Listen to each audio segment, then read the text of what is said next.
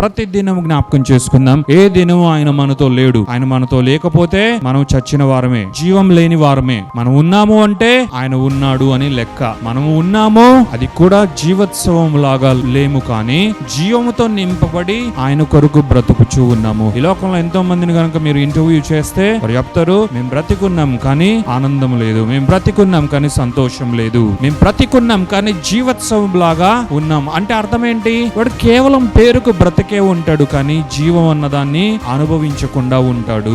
అయితే అలాంటి స్థితి యేసుక్రీస్తు మనకు అనుగ్రహించలేదు. అలాంటి భయంకరమైన నిస్సహాయ స్థితిలో దేవుడు మనల్ని పెట్టలేదు, కానీ ఆయన అత్యున్నతమైన స్థితిలో మనల్ని పెట్టాడు. ఇక వేరే ఎవరు చేయలేరు. దీన్ని కేవలం మన దేవుడు మాత్రమే చేయగలడు. యేసుక్రీస్తు మాత్రమే చేయగలడు. మన దేవాతి దేవుడు మనల్ని ప్రేమించి మన కొరకు ముందుగానే రక్షకుడైన యేసుక్రీస్తును సిద్ధపరిచిన మన తండ్రి అయిన దేవుడు మాత్రమే దీన్ని చేయగలడు.